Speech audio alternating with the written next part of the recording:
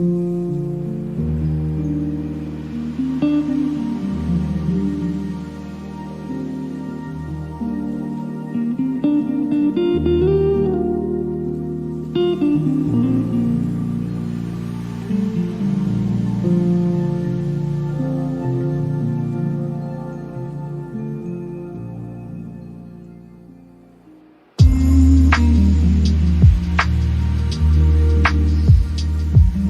you.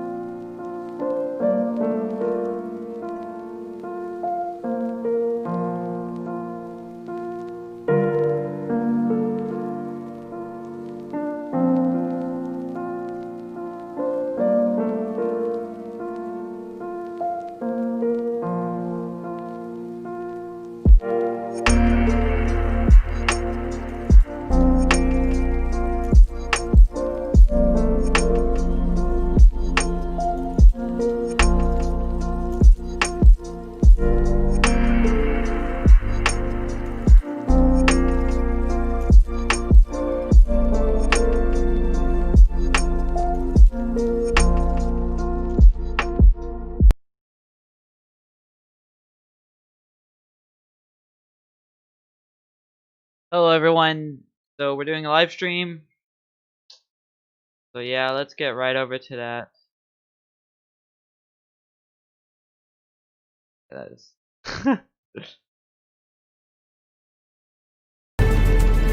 Here we go, guys. I'm voting for the squid.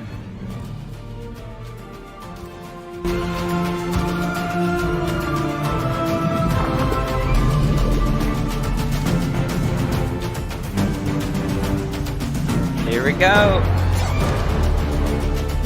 Cannot wait.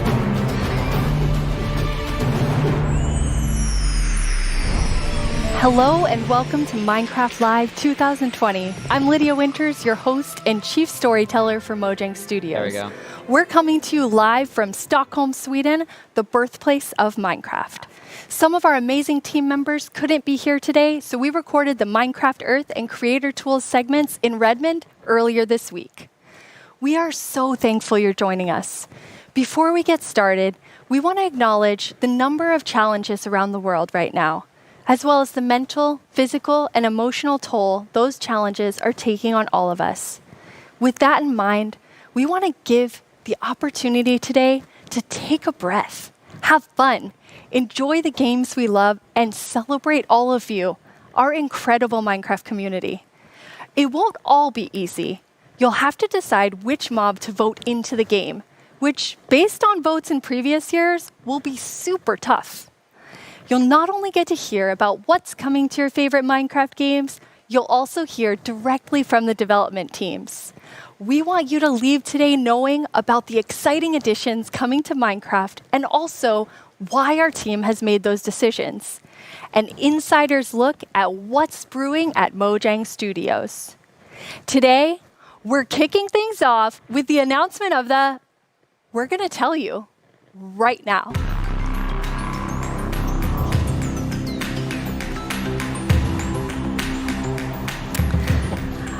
Hi, Agnes and Brandon. Hi. Hello. Let's do this. So, okay, the next update is the update that we know that so many of you, and well, so many of us as well, has been wanting for such a long time. It's the Caves and Cliffs update.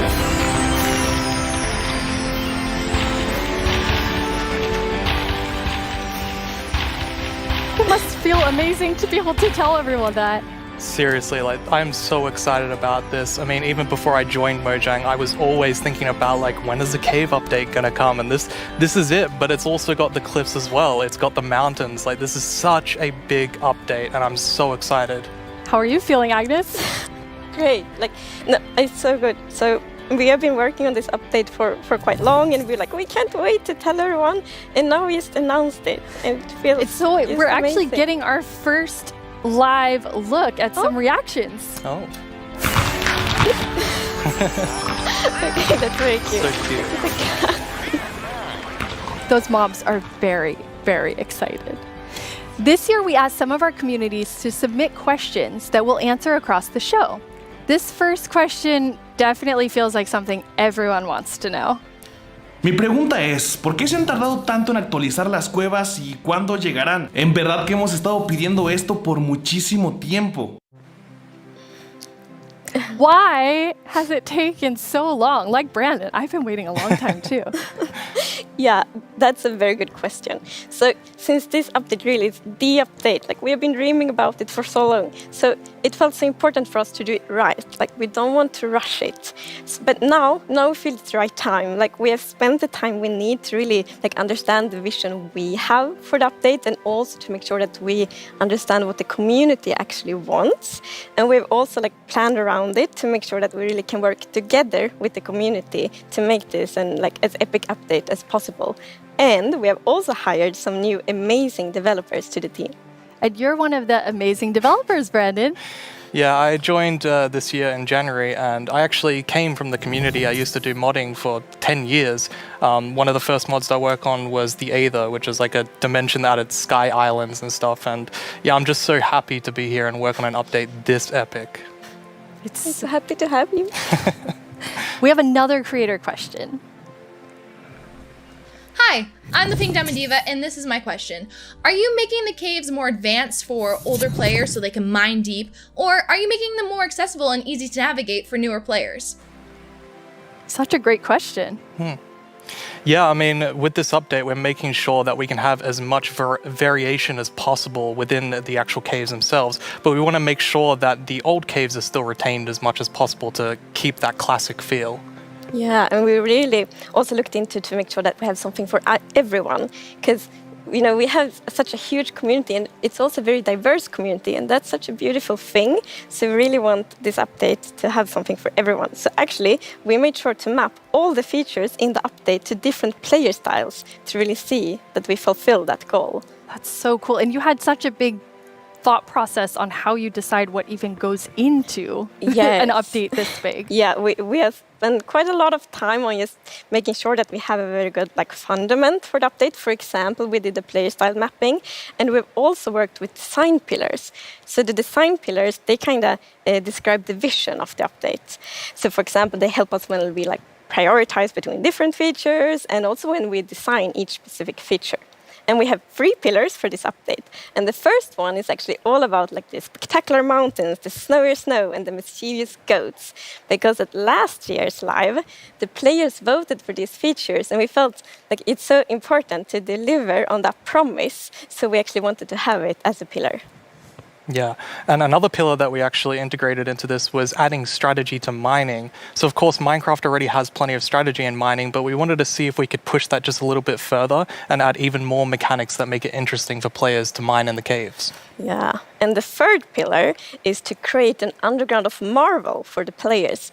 And that pillar is a lot about adding variation to the underground and contrast and inspire players to craft their own underground adventures and build underground. And one thing we have done to fulfill this pillar is that we have added new cave biomes, and one of them is the lush caves.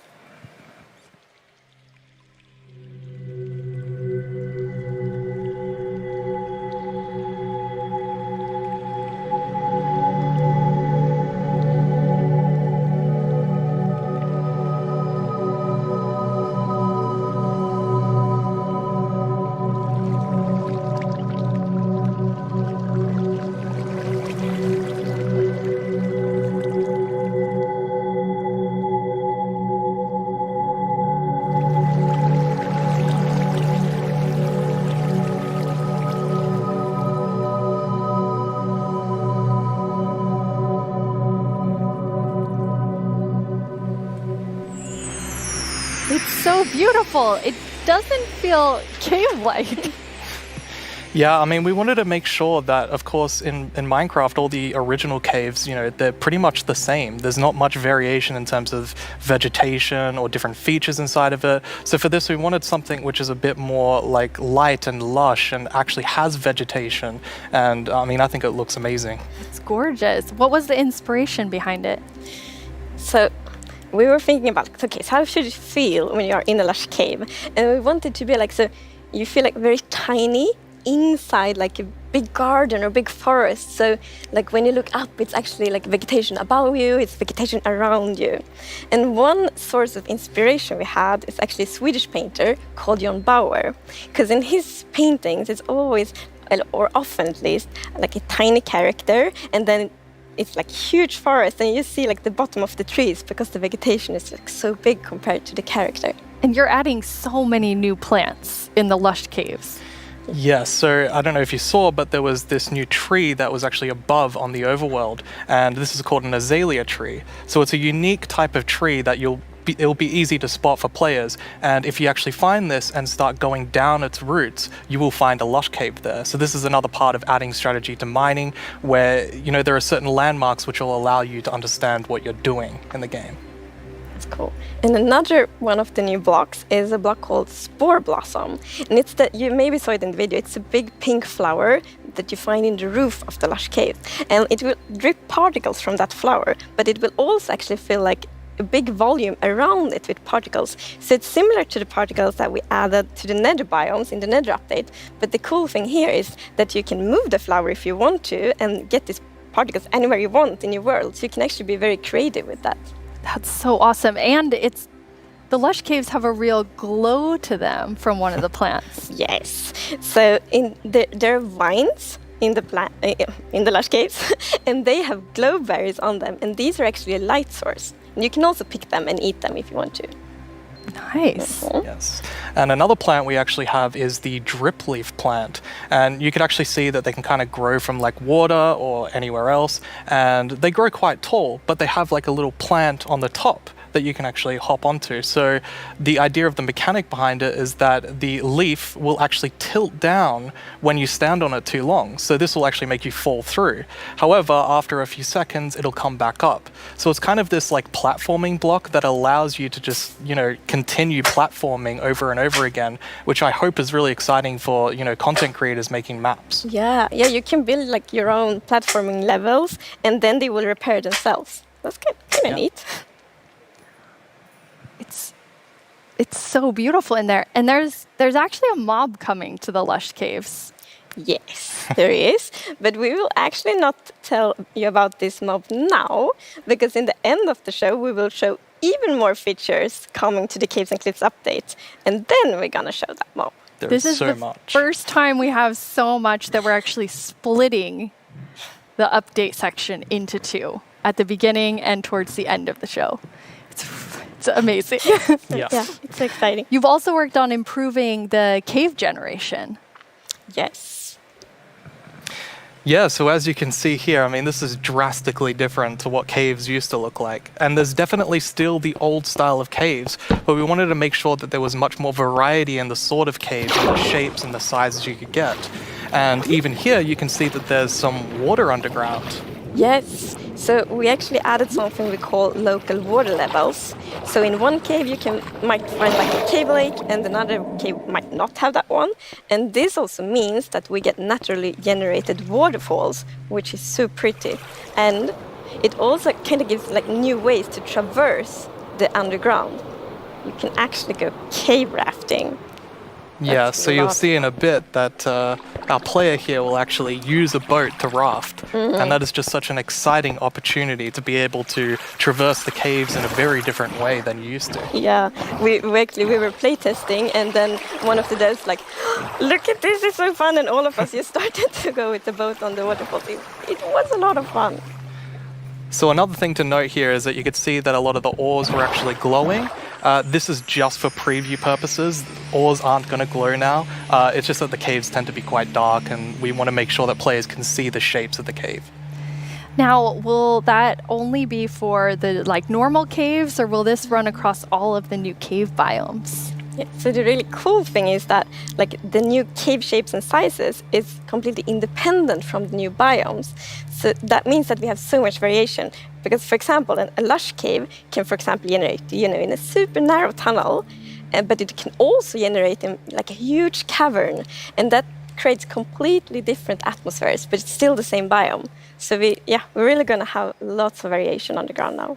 You've been calling two of the different cave types spaghetti and Swiss cheese? That's how varied the caves could be? Yes, there are so many different variables of how the variation works, and it has even more variation than the overworld itself. It's just crazy. It's a lot. Yeah, some of the caves, for example, have really cool pillars, and some are more flat, some are tall.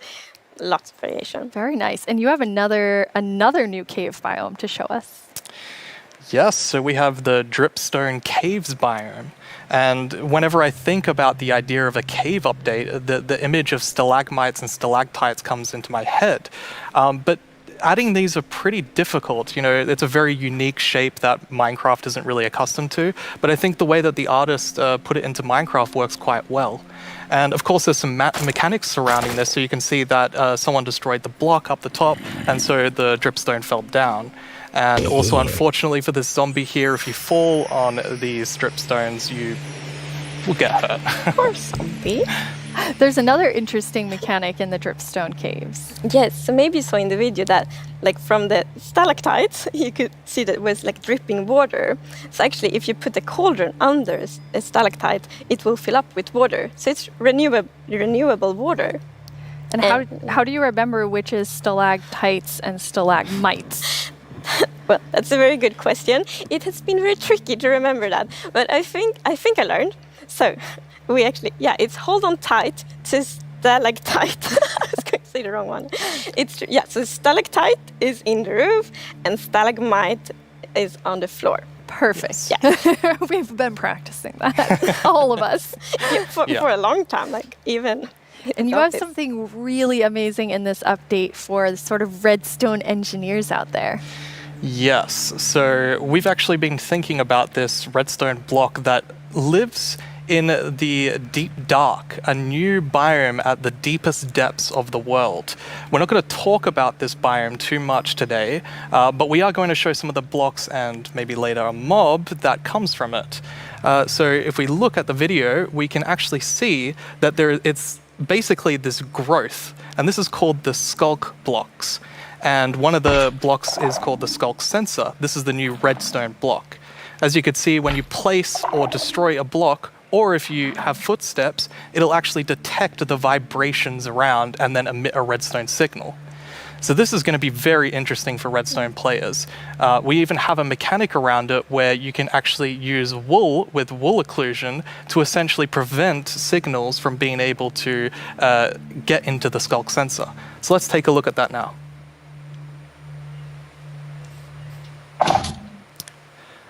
And as you can see here, I walked next to the skulk sensor, and it's actually kind of doing an infinite loop where the piston is causing a vibration, and then it's activating the skulk sensor and going over and over again.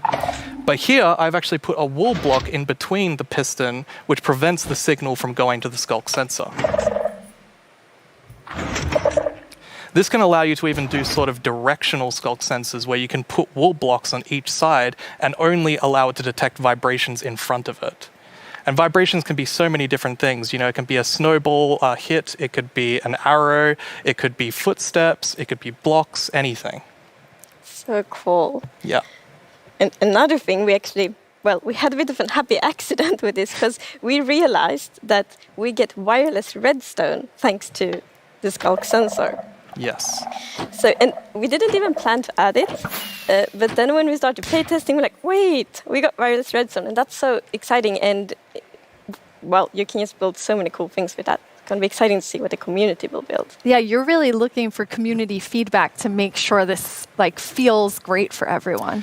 Absolutely. I think because this is such a unique mechanic, we really want to make sure that we get it right. And, you know, we love the redstone community and we want to make sure that we do it right. So any feedback you have, any ideas, send it to us and we will work with you to make this the best block that it can be.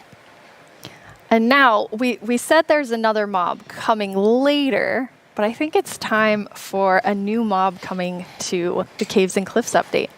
It is. And this is a very scary mob. And it lives in the deepest of the underground, in the deep dark. And this is a very dark place. And the cool thing is that this mob is very well adapted to the environment. So it can't see anything. So it's the first blind mob in Minecraft. And that's very interesting because it gives such interesting mechanics. So instead, it will react to vibrations, just like the skulk sensor block. So if you aren't very careful when you walk around in the deep dark, you might upset that mob. Yeah, with this mob, we really wanted to make sure that we kind of recaptured that feeling of the first night of Minecraft. And we can often forget that Minecraft can be a pretty scary game. So we wanted to make sure that we could kind of go back to that. I mean, caves can be scary. They're dark. And all I'm going to say is that when you go into the deep dark, I want to make sure that you're very quiet and watch closely for the warden.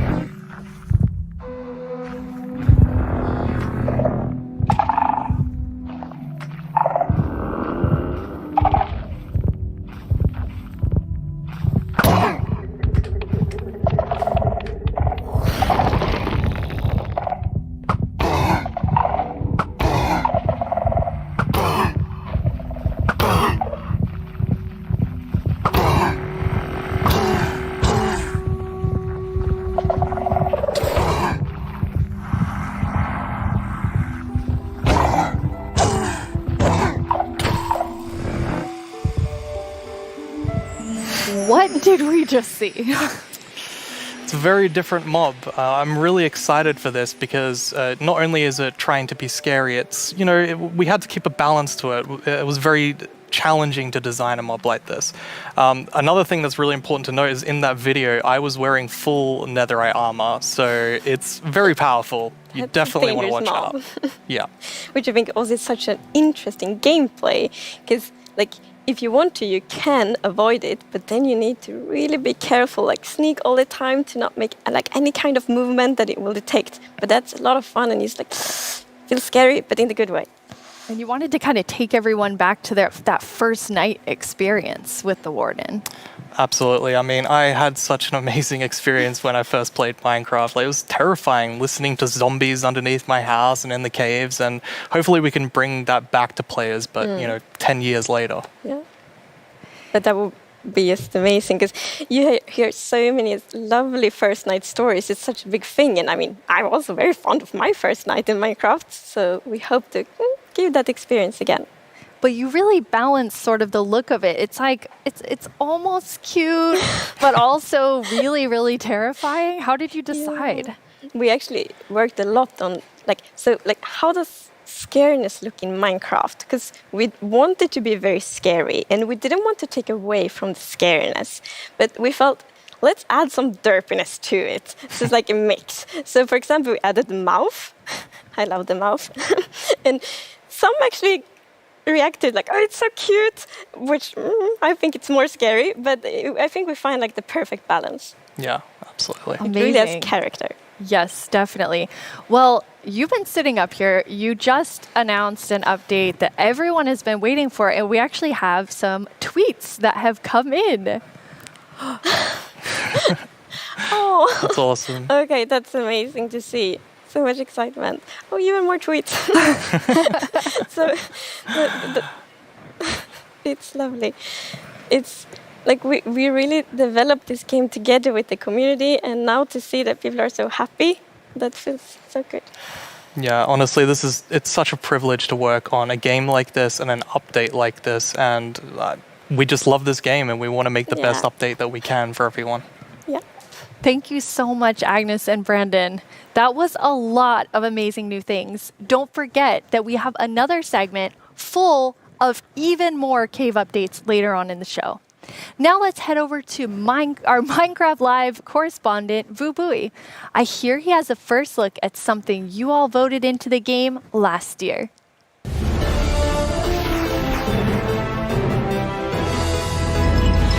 Hello, Minecrafters of the world. I'm Vu Bui, and I'm here once again to help all of you at home to choose a mob that will go into Minecraft. But first, we have a message from our good friend Max Brooks, author of our first Minecraft novel, with some exciting news.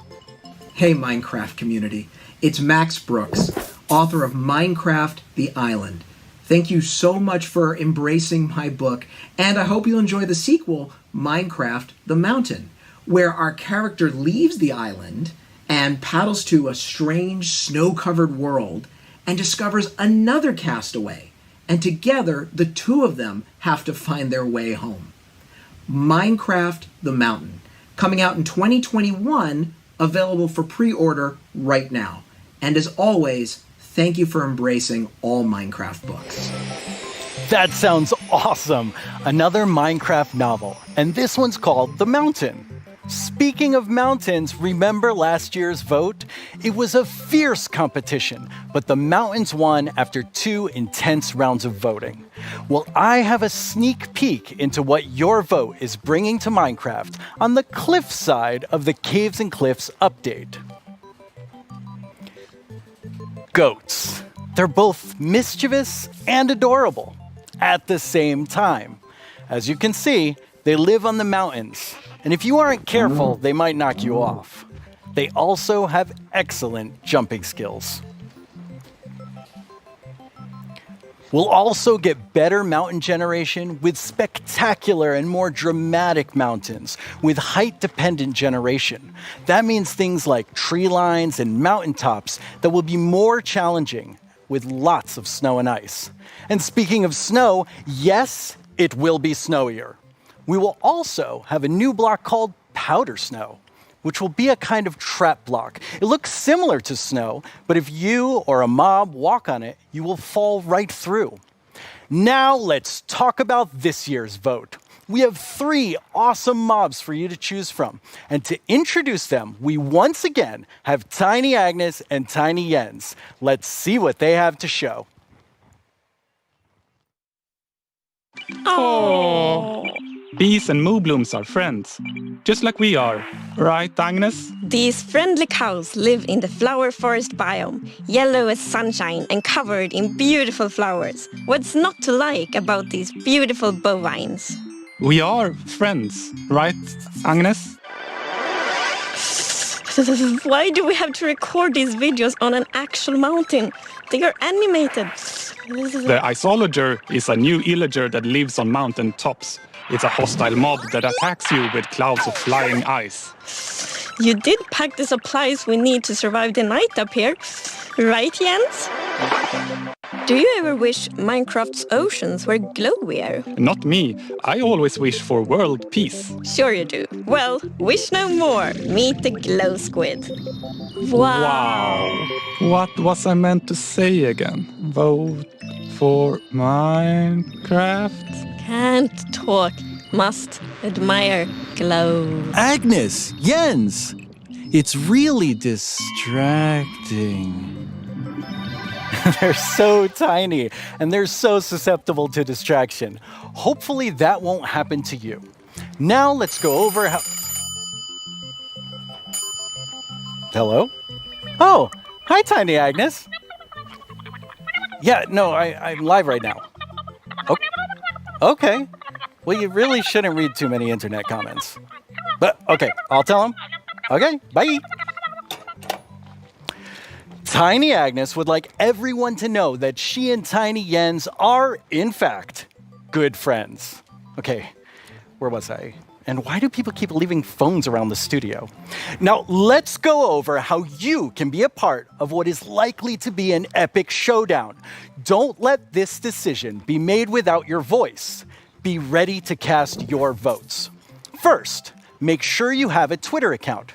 If you don't, go to twitter.com, sign up for an account, and make sure you're logged in. I'll let you know when the voting starts. Then you'll need to go to the Minecraft Twitter account to find the latest poll. Think carefully, debate with your friends and family, make a decision, then click on the mob you want to make it into Minecraft. There will be 2 voting sessions, and I'll let you know when each one begins. For now, just be ready and keep dreaming of victory for your favorite mob.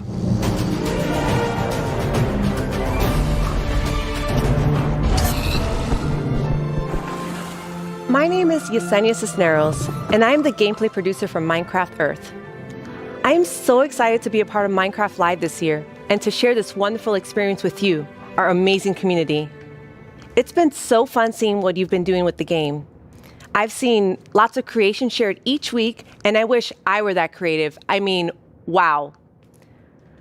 While everyone has been discovering new hobbies, I have been logging in each day to collect a new adventure crystal, which lets me play life-size adventures in augmented reality in various parts of my home. My dogs are very confused, to say the least. It seems like I'm not the only one who's been going on lots of adventures. We've had more than 5 million adventures played throughout early access. Holy Moobloom, that is amazing! I've also been completing season and daily challenges to collect mobs, even more adventure crystals, and exclusive character creator items that can also be used in Bedrock. Sometimes, when the weather is just right in my house, lightning strikes and a new mob is made. Later this month, we have 2 new mobs joining Minecraft Earth, and I hear they're going to make quite a splash. Speaking of mobs, our beloved Moobloom from Minecraft Earth has a chance to be brought into vanilla. How cool is that? Now, I'm not going to tell you who you should vote for, but what I am saying is one of these mobs is definitely way more adorable than the rest, so choose wisely. In our last couple releases, you may have noticed that we added Slime Ball and Slime Blocks. With that, I'm super excited to let you know that we are adding pistons and sticky pistons to Minecraft Earth. Be on the lookout next week for a content update, and I can't wait to see the awesome creations you make with blocks, items, and now redstone contraptions. Our friends Mumbo Jumbo and Grian recently took a Minecraft Earth road trip and made their own awesome creations. Let's get a sneak peek at what they discovered. Hello everyone, my name's Mumbo, this is my friend Grian, and this is my 1974 VW bus. There's no air conditioning, there's no heating, there's no radio, there's no anti-locking brakes, no power steering. There's no seatbelt. I've owned it for about 4 years, and to be frankly honest, it's pants. Times were definitely different in the 1970s, so it's ridiculously slow, and it's definitely lacking some of the modern comforts you would usually expect to find in a car these days. We are embarking on a grand tour of England, going from the south coast up to Wales, and it's going to take us 3 whole days. I'll be honest, Grian, mate, would you class that as a grand tour? Well, yes, we have no radio, so it's going to feel a lot longer. But you see, this isn't a regular road trip in a rubbish old van, this is a Minecraft Earth road trip in a rubbish old van. With Minecraft Earth being a game you can play on the move, we thought we would travel to a bunch of different locations in the UK. Some of them are iconic, some of them just feel very Minecrafty, and some of them are barely linked to Minecraft at all, but we just really wanted to go to them, so we did. Oh, he took it out on the guy next to him. We also had a go at integrating Minecraft Earth with real life. Minecraft Earth Frisbee is a bit of a challenge. Sorry. Minecraft Earth Badminton can be quite dangerous to onlookers. Sorry, Josh. And real-life sand blocks are alarmingly difficult to construct. If I just film this angle, there we go, look, it's our sand block. All in all though, the road trip was a huge success and we had a lot of fun. You can expect to see the full-length episodes appearing on our channels very, very soon. Wow, it looks like Mumbo Jumbo and Grian had quite the Minecraft Earth adventures. At Mojang Studios, we've also been making more original content than ever before on our Minecraft YouTube channel. Our goal is to create shows that give you inside knowledge directly from our team. We're even giving away all of our secrets in a new series called How We Make Minecraft, which honestly feels sort of risky. And guess what? We have lots more awesome Minecraft content on the way. Here's a look at what shows you'll find on our channel. Here's 10 things you didn't know about the Yo to the yo-yo. My name is Jens, I'm here. Wait, no! Stop!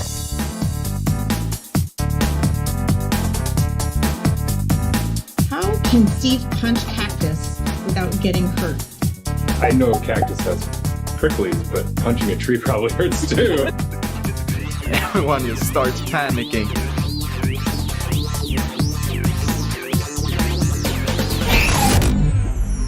Please like and subscribe. I've always wanted to say that. But really, you should. It's good stuff. In 2017, you voted for the terror that is the Phantom, and I personally have not forgiven you for that. In 2018, the Taiga won your vote with fantastic foxes. Last year, it was the mountains with our soon-to-be friends, the goats. What will you, the Minecraft community, do this year? Let's review our choices once more. I was inspired by some of the amazing handcrafted things I've seen made by our community over the years. So I decided to make my own versions of our 3 mob choices. Hi, babies. For illustrative purposes. I think I did a pretty great job. Took me 3 months each. Anyway, all the way from Minecraft Dungeons, we have the Iceologer. They make clouds of ice that smash down on whomever they are attacking. Not quite as chill as they look. From Minecraft Earth, we have the adorable Moo Bloom. I hear they may come with a new flower, the Buttercup, and I'm pretty sure they'll be best pals with bees. Also from Minecraft Earth, the Glow Squid. As the tiny trio will surely attest, they sure are distracting to look at. The first voting poll is now live on the Minecraft Twitter account. Make sure you're logged in, go to the poll right now, and click the mob you want to win. We'll check back in before we start the second and final poll. Now, though, I'd like to welcome Laura to my desk to talk about the dungeoniest Minecraft game ever, Minecraft Dungeons. Hello, Laura. Hi. Thanks for having me. Very excited that you're here. Nice. So, what do you do at Mojang Studios? I am a game designer, which means I am the one that gets to decide how difficult the bosses are. So I'm sorry about that one. You can blame me for that. I think people will blame you for that. That's okay. While I have you here on the stage, which mob are you voting for? I think if I don't say I am voting for the Isolager, my team will kill me. So, but it's an amazing mob. It brings a lot of fun to Dungeons, and I think it will bring a lot of fun to Minecraft as well. Okay. I figured you would say that, but I had to ask. So tell me about the launch of Dungeons this year. Oh wow, that was quite the ride. It was such a crazy launch. I don't think anybody in the team expected to ever release a game from home. So we were all sitting in this like massive Teams call and like sharing streams with each other and sharing videos and comments from players, and it was very good. It was fun in a different way. What would you say was your favorite thing from the release? I think it was how people came together to play the game. It was very fun to see parents like show their children dungeon crawlers and children show their parents Minecraft. I don't know, it was very nice to see everyone just sit together and play and enjoy. That sounds wonderful. Yes. Well, let's take a look at what the community has done with what's come out so far. Yeah. Cannot actually believe that we like got close to the end and it was like, nope, well, time to be blown up by more creepers. They absolutely hate you, there's creepers. Oh yeah, Tom, you're welcome to join actually. 待って結構減った最後殴りに行っていいお前オラ So the Village Merchant, a really cool merchant, simple, straightforward items, and definitely a nice addition to the game, a good replacement for the Wandering Trader. Now let's go check in with our friend the Blacksmith here. This is definitely something that I'm looking forward to because this is one of the coolest things that has possibly come to the game. Oh, tem que matar o maguinho. Ai, morri. Galera, me ajuda. Calma aí, eu vou te ressuscitar. Calma aí, eu vou dar cover aqui. Que isso, Davizinho já tá me ressuscitando. Oh boy, oh boy. Alright, I see what's going on here. Väldigt bra! Hazmat-suit! Hör du? Vänta tills jag har min raket du! Du ska få spö då! Nu jäklar ska ni få spö. Skya! Stop killing the pandas, you monster! Stop killing the pandas! Oh, we have to save villagers! Our villagers right there! You are free, villager! We must find the caravan of other villagers. Ooh, I got invisibility potion. What is that? 와, 맵 엄청 많이 생겼네 이번에. 크리프까지 깼고 늪지, 목장, 협곡, 레드스톤 광산? 여기 거의 끝판대장급 아니야? Holy smokes! Boom! You right? Yeah. I put my Dude, oh, look! There's a pig. What Kill the pig! Get the pig! Oh no! Red! Backwards! No! Oh god! That looks so fun. Yeah, it's so cool to see people have fun with the game. And it's fun to play and watch. Yes, I hope so at least. But this week, you also had another launch. Oh, this month it's been a crazy month. Like we haven't stopped doing things, I feel. We released first the Creeping Winter together with our new merchants and the new daily trials, which was awesome. I hope everyone loved it. We launched for xCloud, so now people can play on mobile, which is so fun. I really like that. And this week we just launched in China, so now we get to welcome our Chinese friends to the community, and I am super happy about that. That's really exciting. Well, now we have a question from the community for you. Right. ということで、私から質問です。マインクラフトダンジョンズをリリースされてから、開発者が想定していなかったファンの反応やゲームの仕様などありましたでしょうか？また、マインクラフトダンジョンズの今後について教えてください。今後、どのようなコンテンツがリリースされるのでしょうか？ぜひ教えてください。よろしくお願いします。Okay, he kind of snuck two questions into that. Yes, but they were great questions, and thank you for sending them. Regarding the first question, I think we were very excited to see how fast people found the secret mushroom level. Like, I was very confused about it as well, because we had worked very hard on making it very secretive and having little snippets of things everywhere, but players are so smart. They found it so fast. So if you haven't played the mushroom level, go check it out, because it's very fun. And the second question? Right. So that's what we are here to talk about today. We're going to talk about our upcoming DLC that we prepared with our friends at Double 11, and that's called the Howling Peaks. So we're going to the mountains with dungeons as well. That's awesome. Yeah. Why don't we take a look at some live gameplay? Yeah, let's check it out. We are very lucky today that we have 4 members of the Dungeons team with us. Here's Mariana at the Nintendo Switch. Hello. Here's Chris at the PC. Here's David at the PlayStation 4. And at the Xbox One, we have Annika. So we get to show you here for the first time cross-play, which we're very excited about. So people can play together from everywhere. That's exciting. And yeah, that's our first look at the mountains biome coming to dungeons. Already I see a goat right there. Oh yeah.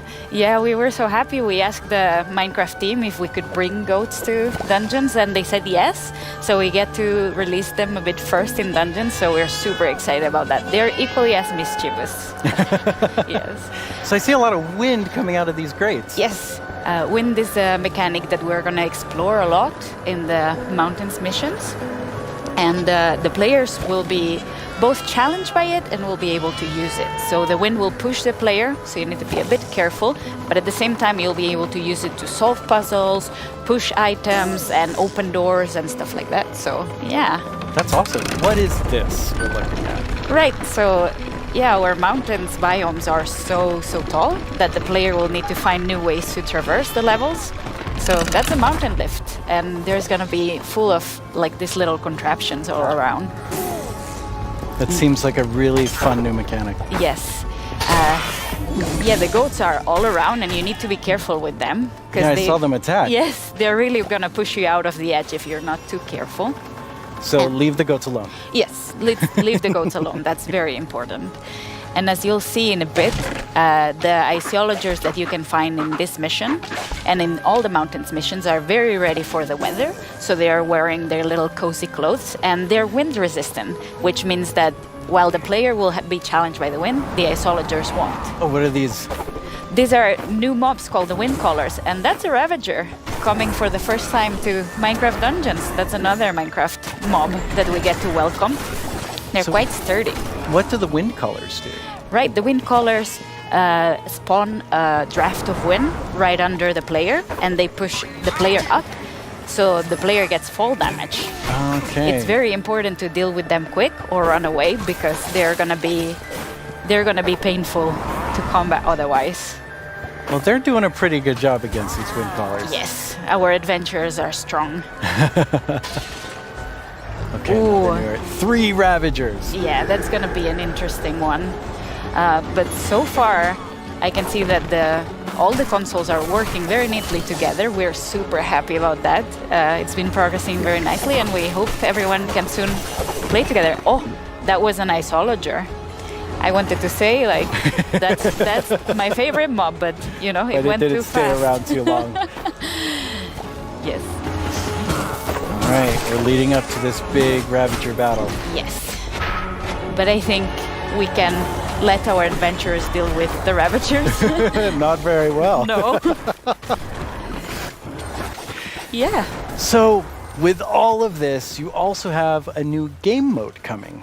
Yeah, the game mode is coming very, very soon, and it's going to be for all the players for free, and that's called Apocalypse Plus, which means that we're making the game just, you know, harder a bit at a time. Yeah. When you call really something excited. Apocalypse, it sounds very hard.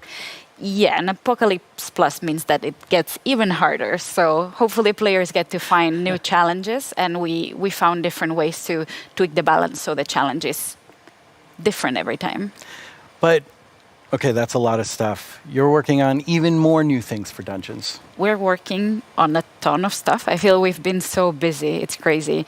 But yeah, we have today a little video with a lot of work in progress. Work in progress, though. Very work in yes. progress. But yeah, I think we should look at the video. Wait, that's my line. I'm sorry.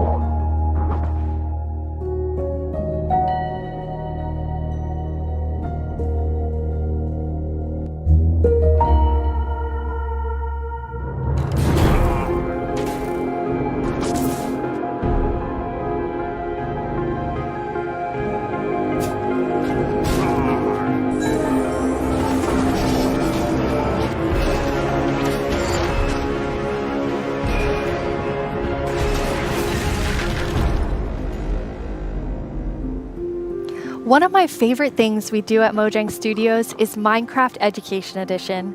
Students around the world are able to learn in exciting and interactive ways using the game as a learning-based platform.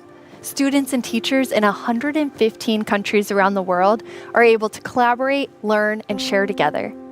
Minecraft has always been a way to connect people, and we've seen that now more than ever with Minecraft Education Edition being used in remote learning. When you're in the game, you don't have to feel so far away from your classmates. From creating graduation ceremonies in Japan, to creating first date orientations for American universities, to teachers doing virtual meetups, we've seen students and teachers using the game in incredible ways. Today, we're launching our first ever Minecraft Education Edition Global Challenge for students around the world to build a better world with us.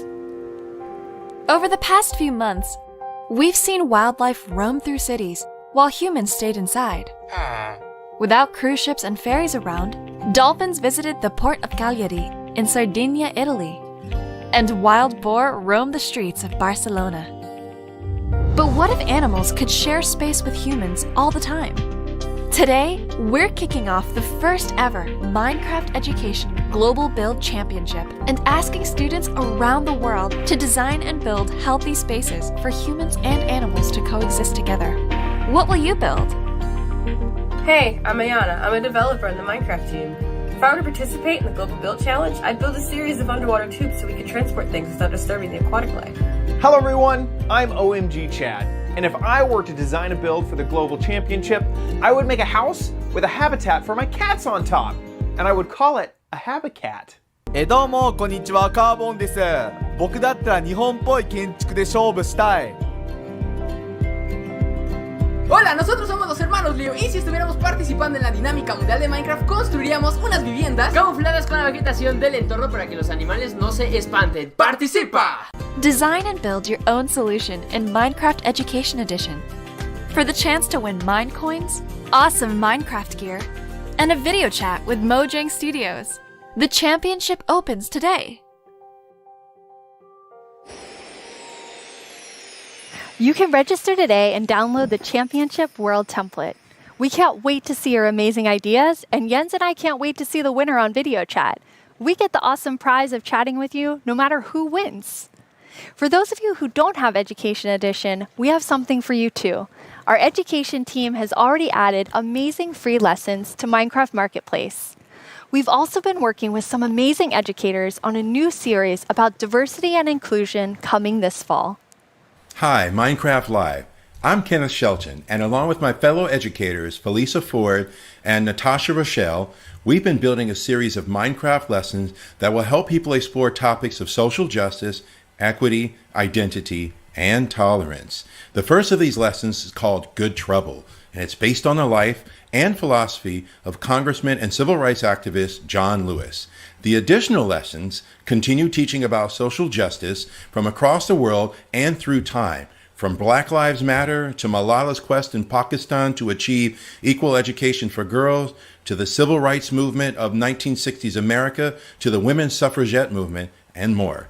We can't wait to share these important lessons with the Minecraft community. I'm looking forward to playing through the Good Trouble lessons myself. Together with the Minecraft community, we commemorated Juneteenth with contributions to the Black Lives Matter Global Network Foundation, Equal Justice Initiative, and the NAACP Legal Defense Fund. We're proud to continue supporting organizations that fight for equity and equality in the world by making an additional donation today to the NAACP Legal Defense Fund. This brings our 2020 contributions to over $2 million. Beyond this, we continue to look within our company, our products, and ourselves for how we can help create a more inclusive world.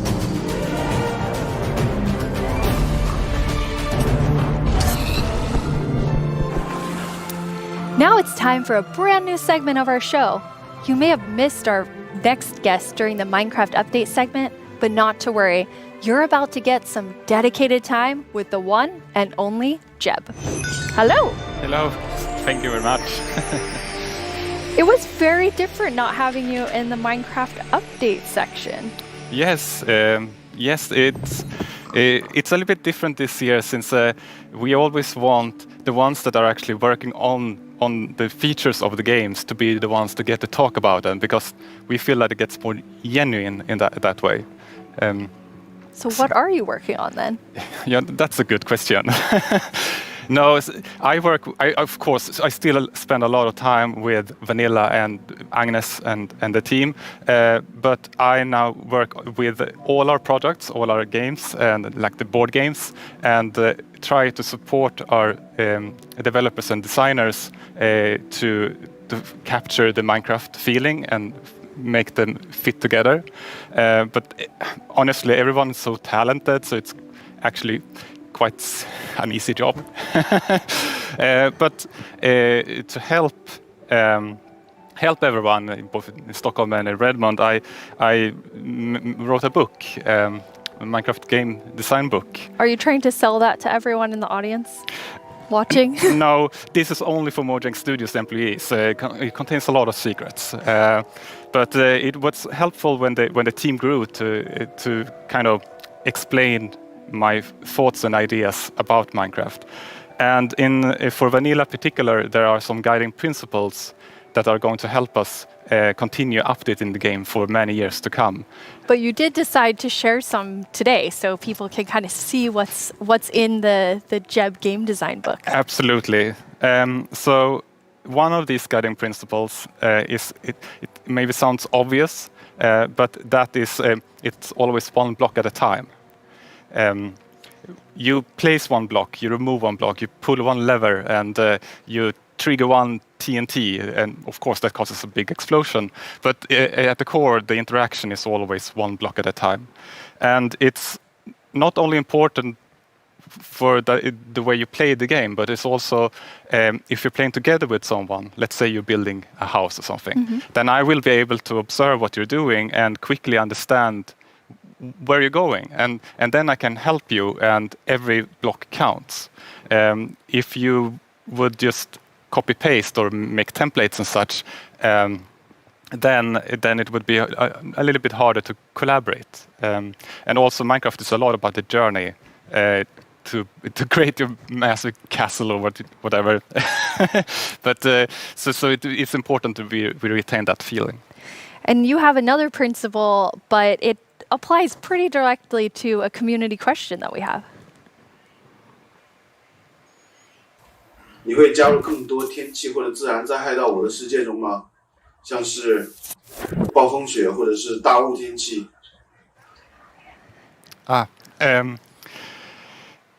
我的世界的中国玩家大家好，感谢你的提问。 Wow, yes. Yes, the Chinese community inspired me to try to take on a new language, but I have a long way to go, honestly.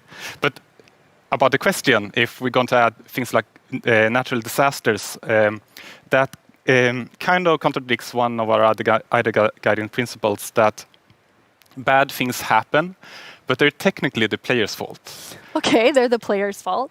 Yes, in the sense that it was either caused by a player, like a griefer or summoning the wither, or a player was nearby, such as when a creeper explodes. So whenever something bad happens, we want to make sure that the players are either actively taking part of that or have a way to prevent it from happening. And an earthquake or a tornado would obviously destroy something that you've spent hours building. But there's definitely a few I can think of that maybe fall outside of this principle. There are still a few cases, like Endermen can grab a block and maybe wreck up some redstone, or you can have an unlucky wolf running into your sheep garden. But there's also, the worst thing is of course lightning strikes that can set your whole house on fire. But I'm hoping that Agnes and the team may have a plan for that. Exciting. Mm-hmm. So what's the last feature you were active in developing? Yes, the last feature I did was the netherite feature. I thought that was a very important part of the nether update and wanted to help where I can. But I don't want to. Since I'm working with so many different projects now, I don't want to do something halfways and then kind of leave it to the team to fix my bugs. So I try to be a little bit hands off. But recently, I've of course also been working a little bit on making combat test snapshots. That leads us to another community question. Hey, I'm Dan TDM, and I would love to know what kind of combat mechanic changes are being made to Minecraft Java Edition. Yes, and that's an excellent question. We currently have a problem that on the 2 different editions of the game, there are different combat mechanics or combat systems, and that's bad both for us as designers that have to take both systems into account, but also bad for the community that wants to have the same experience. So the main objective is to reach parity. But I still want to make sure that we make a system that is kind of fits with the building and that doesn't distract too much from building, but still gives us this depth that allows us to design interesting behaviors. Also, I want to make sure that it works both good in both player versus environment. That means adventuring and players versus player. And I want to make sure that it feels good playing both with mouse and keyboard. And when you're on a controller, you don't get tired by frequently pressing the trigger. And we also want to improve touch, like the touch experience. So it's a lot to do. But you said you weren't working on feature development. But yeah, then it's you true. are working on combat? Yes, I mean, of course, it's a little bit hard to keep your hand out of the feature cookie jar. But in this case, I also felt that this was an area where I could help the team, so they could focus on doing the content updates. But at some point in the future, I will, of course, dump this on the team. Okay, so exactly what you said you Yes, don't want to do. Yes, and they will have to carry it over the finish line. Yes. Nice. Now, speaking of combat, we just had a really cool announcement about Alex and Steve coming to Super Smash Brothers. Yes, and that is so amazing. And just like I said, like my job gets easier because everyone's so talented. And just in this case, Sakurai-san and his team they really understand Minecraft and have made an absolutely amazing Super Smash Brothers fighter. And Sakurai has also made a really amazing video for all of us in the community. マインクラフトライブをご覧の皆さん、こんにちは。大乱闘スマッシュブラザーズディレクター、空の桜井正宏です。スマブラにマインクラフトのダウンロードコンテンツが導入されます。スティーブやアレックスが参戦することが決定し、マインクラフトライブ前に特別放送をお届けしたのですが、見ていただけたでしょうか。もしまだの方はぜひご覧ください。スマブラであることを忘れるぐらい、マインクラフトのスピンオフとしても相当にすごい踏み込んだ表現を行っています。発売までもう少しだけお時間いただきます。スティーブがマリオと戦う、アレックスがピカチュウと戦う、ゾンビやエンダーマンをアクションゲームで操作できる、リンクやカービィやソニックやロックマンやクラウドやリュウなど有名キャラクターとの共演が楽しめます。そして私もマインクラフトファンの一人です。マインクラフトライブでの発表を楽しみにしています。それでは。That was a really big secret to keep. Yes, and it was a really hard secret to keep even in the studio because it was super secret. But it has been so much fun to work on. Yeah, it's amazing to see the community reaction. Yes. Okay, so we're going to switch gears here. You have a sort of famous saying within the office, which is the world would be a better place if everyone played Minecraft. And why do you think that? Yeah, I suppose the quote has kind of gotten a life of its own. It definitely has. But yes, I think Minecraft unleashes people's creativity and helps them collaborate, but also teaches them things like geometry, languages, and maths. So yes, I do think that the world would be a better place if everyone played Minecraft. But I know that you also are very engaged in building a better world. You're interviewing me now, Jens. Thanks. I mean, I think I feel so privileged to work on Minecraft because of all the amazing things that people do with it, from Education Edition, and something I'm extremely passionate about is Block by Block, which is our partnership with UN Habitat, and it's really helping people reimagine their public space and then have it built.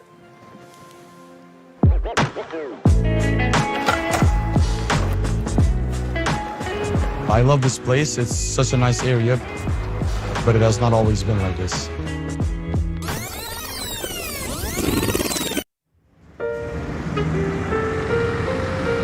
Well, before, the area felt very cold and unsafe. Basically, it was just an abandoned place. Block by Block is a program created by Mojang and UN Habitat where we use Minecraft to help community members redesign their neighborhoods. Kosovo has been impacted by years of conflict, and in those situations, we often see communities divided and public spaces neglected. It was a really cool project because even the little kids like me could help out with make the city a better place. They got to use Minecraft to sketch and try different solutions about how the space could be improved. It was very fun because you felt like to be able to help the city while just playing. After that, the ideas were presented to local architects and city planners, and later that year, construction started.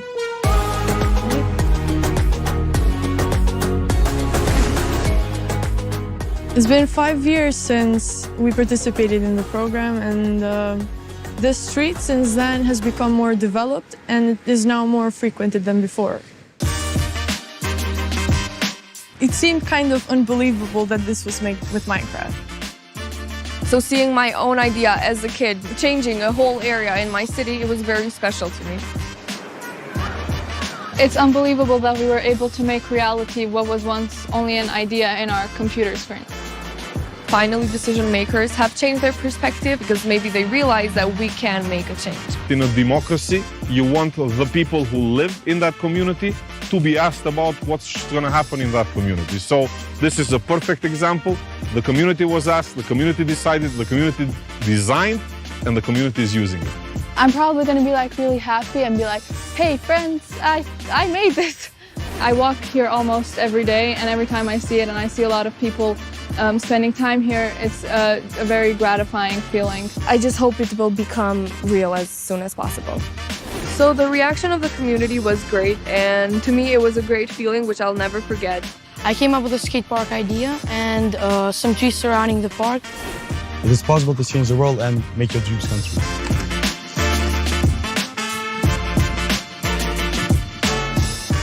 It felt like I was being heard, and being heard and listened to is one of the best feelings that you can feel.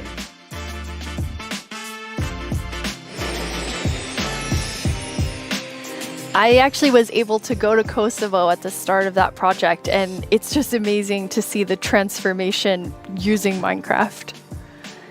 Yeah, it's amazing. Yes. Jens, you must have seen a lot of amazing things because you're about to hit your 10-year anniversary at Mojang Studios in like 2 or 3 months. Yes, it's true. Yeah, it has been an amazing journey these 10 years, and I have had so much fun working on Minecraft. But of course, I'm also a Minecraft player, and we're all like with the community, and in the end, it's really the players and the community that gives everything its purpose. Yeah, absolutely. And from myself as part of the community, I just want to say, like, thank you for the 10 years and all that you've done for Minecraft. It's made a huge difference in my life, and I think many people watching right now. Thank you. Thank you so much, Jens. Last year at Live, we announced the Nether update. Maybe since then you've been wondering about what it would be like to attend a Nether ballet. Wonder no more. Our friends at Element Animation will dance us through all the new Nether features.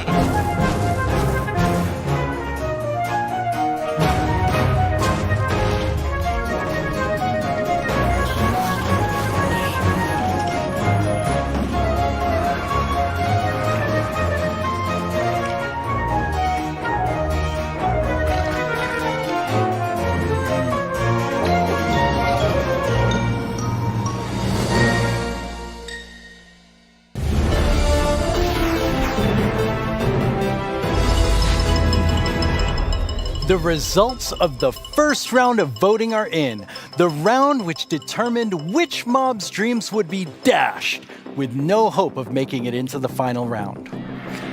And it was intense. But sadly, let's all say a fond farewell to the poor Moo Bloom. Then forget it ever existed, because it's time to vote again. We are now down to the Isolager and the Glow Squid, and in the first round, they were quite close. I'm quite interested to see where the voters of the Moo Bloom will go. If you missed the first round of voting, make sure you get in on this one. It determines which one of these two makes it into Minecraft. I know who I'll be voting for. The final voting poll is live now. This is your chance to have a say in what goes into Minecraft. So don't leave yourself out. Log into Twitter and go vote.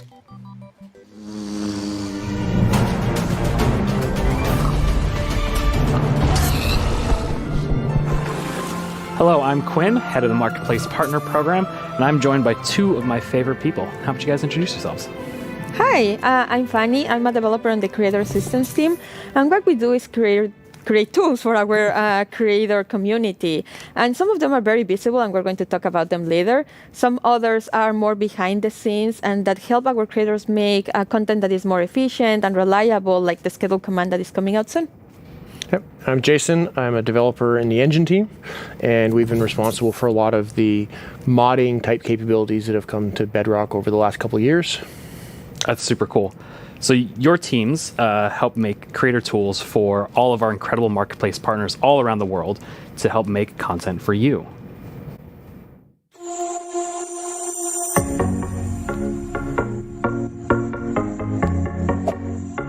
Kia ora koutou mā, ko Whete tēnei from Piki Studios here in Aotearoa, a team of 3 making content for the Marketplace and Minecraft Education Edition.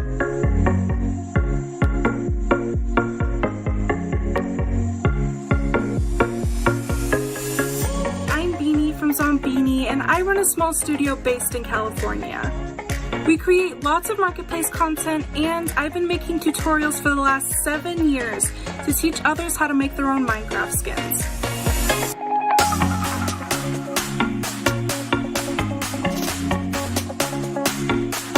Magandang umaga, Minecraft Live!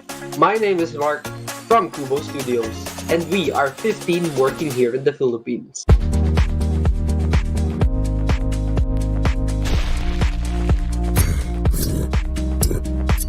Hi, I'm Tian from Evergreen Games, and we are 38 people working here in England.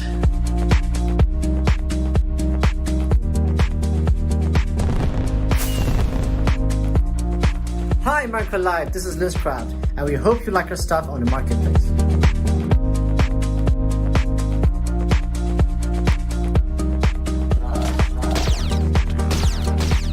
Hey everyone, I cannot believe I'm part of Minecraft Live this year. My name is Yasser, aka StarkTMA from MC Texels, and we are super excited about the new updates.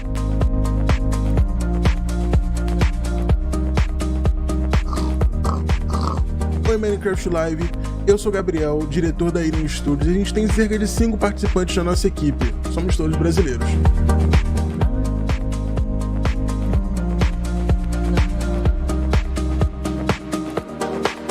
I'm Vicky, also known as Geeky Pixels from NetherPixel Studios, and I get to spend my days making content and working with awesome people.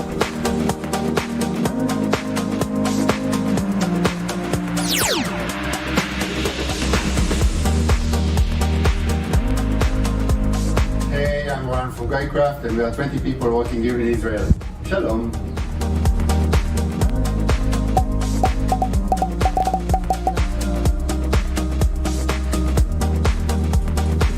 And the best part is all these features can be used by all creators. So what do you have to show us today? Yeah, so for the last couple of years, we've been doing a lot of work with the entities in the game. So this time, we've doubled down and gotten it so that we focused on items and blocks. So as part of that, I made a custom crop to kind of show off a lot of the capabilities. So over the summer, everyone at Mojang Studios was given tomato seeds to try and grow a tomato plant at home. So I thought that was kind of the perfect inspiration to go make a crop. So you can interact, you can place the seeds, use the crops. See, they're kind of growing. I got a couple of them getting to the flower stage. Got a few now that I can actually go pick. So in this case, I've made them work like the sweet berry bush, where you can just right-click on them. But I think tomatoes taste disgusting, so I thought it was better to make them as something you can throw. So Quinn and I had some fun. We were throwing them around. It's harmless, or sort of harmless. Yeah, totally harmless. Yeah. You knocked me in the lava. It was mostly by accident. But tomatoes will actually rot on the vine as well, and if they rot for too long, you get a little rotten tomato monster that can spawn from it. So I'm gonna fight him off here. But yeah, he throws rotten tomatoes. They don't fly as far as a regular tomato, but they knock you back a lot more. But kind of based off all this stuff, I think tomatoes maybe aren't the best idea. So I'm going to get rid of all my plants and never grow them again. Yeah, I agree with you on this one. But So all they're these so healthy. It's true, they are pretty healthy. So with all of these new custom crops, creators can go and make some really cool kind of like farming style maps. Oh, definitely. So I think crops are a great example of showing off how they all can kind of come together, because you get the items that you can get there.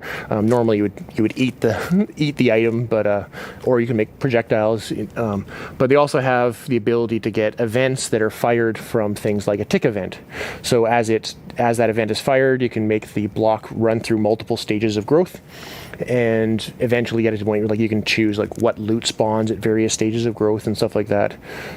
Yeah, I thought it was really cool how you could interact with them like a normal berry bush, but then get the tomato out. Yeah, it's just another it's an interactive event that you can key into. Yeah, and then there's a tomato monster there at the end too. Yeah, I call him Tomo. Little Tom, it's so cute. Yeah. It's not even scary, but yeah, it's an example of what you can do with them combining events and commands. That's one of the features that our creators have requested for so long, just having commands to be able to run them when something happens. So now, instead of also in addition to doing it with actors, you can also do it with blocks and items. In this case, as the flower is rotting, you can disappear that crop and also summon a tomato monster, a Tomo monster. Yes. Well, that's really cool, because I can totally see creators using all of those combinations of features to make some really cool adventurous maps. Yeah. For example, the little adventure that we can show you, where we were going to the desert, and then we found this mysterious golden skull, and also an equally mysterious pedestal in the middle of the desert. So we decided to place our golden skull over there and see what happened. And yes, we have a mountain that is hollow. And as the brave warriors that we are, we went exploring. And obviously, we found some creepy monsters inside. Luckily, we have our trusty custom sword to fight them off. Oh, that helps. I'm not sure if we even survived that. Yeah, that doesn't seem very safe. No, not at all. But that pedestal, I know that's one of the most requested features, block models. Yeah, so I've been super excited that we finally be able to get block models in. It's something we've been wanting to do for years, and we were finally able to work on them and get them in. So we got it working with using the same formats that we've been using for the entities, so the same tools that people have been using to build custom mobs, they can use to build the blocks with. Oh, that's cool. So you don't even have to learn a new skill. You can just continue. It's almost identical. That's awesome. And then I noticed on the hotbar with the golden skull, there was a little red triangle. What was that?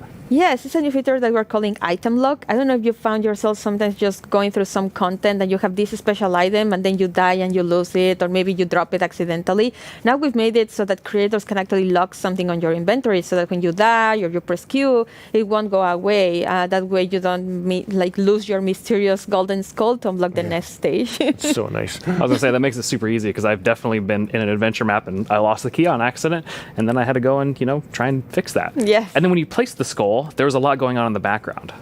Like there's 3 features to talk about right there. The first one is like we've wanted to give more power to creators with cameras. And this one is just a small one where we just shake the screen. I don't know if you noticed that one. And then you can help players convey something like there's an earthquake going on, or maybe something is about to fall over you. So you can do that with this new cool. Or dinosaurs. Or dinosaurs. Get dinosaur steps. Yes. The second one that we noticed there is structures. You can now place them using commands, whereas before you had to be using a structure block, which is more complicated and time-consuming. Now you can do it much more easily. And as part of those commands, you can now animate the structure placement. For those that noticed, like the mountain was opening, and that was just a structure animating. We provide a couple of effects. One is just like a 3D printing animation, and the other one is layer by layer. And yeah, you can combine them to just achieve very cool effects. Yeah, I can see like creators, using those to add just another level of polish to their world. Exactly. Absolutely. And then I recognize the scorpions. Yeah, well, the desert theme, it felt appropriate to bring them back. They've always been one of my personal favorite custom mobs that I've ever built. Yeah, but after watching that video for so long, I ended up having a nightmare about having to rescue my mom from Really? some aliens riding scorpions. It was creepy. I'm sorry, that was not the intention. It was creepy and funny. Yeah.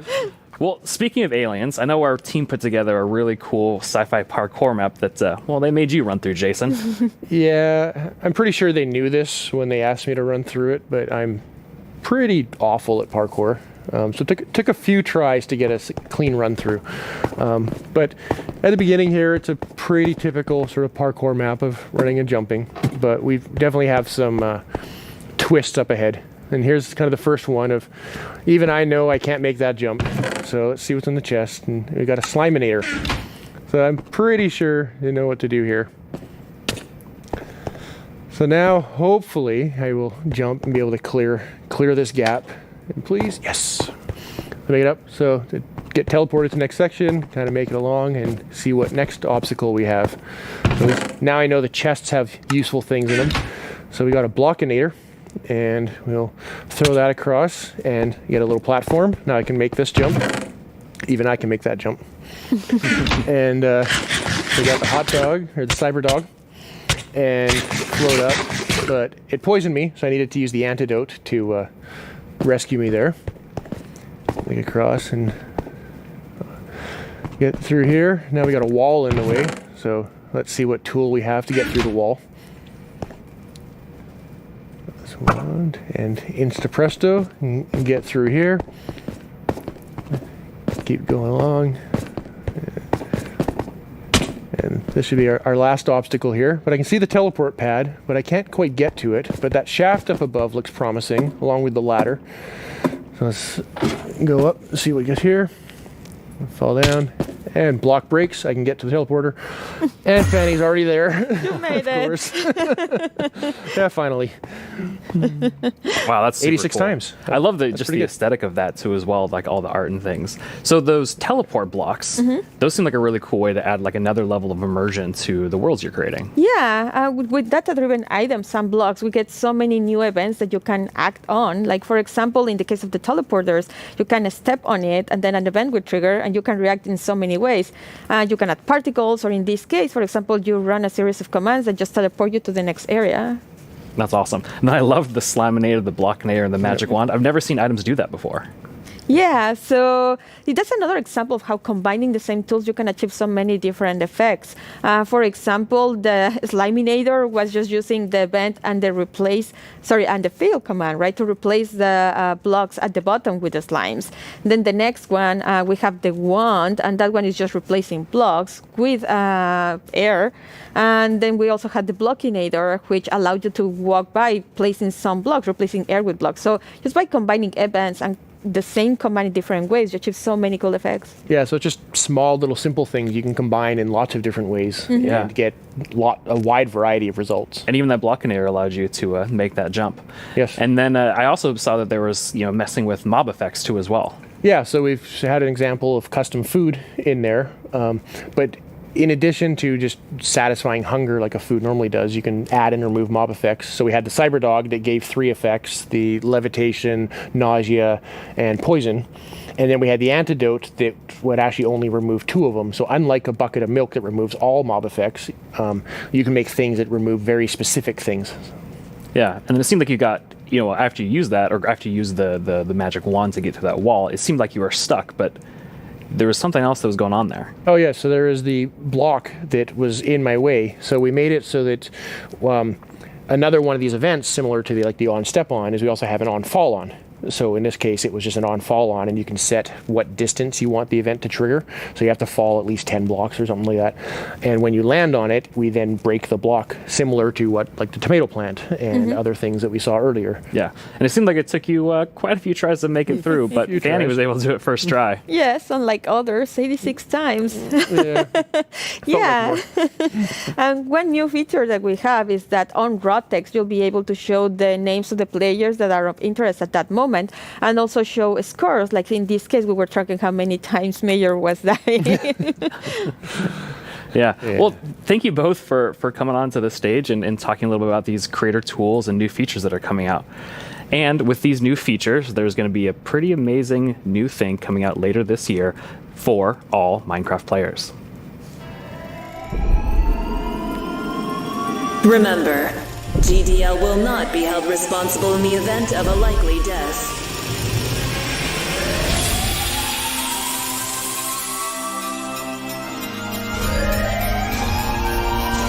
Your descent will begin in 3, 2, 1.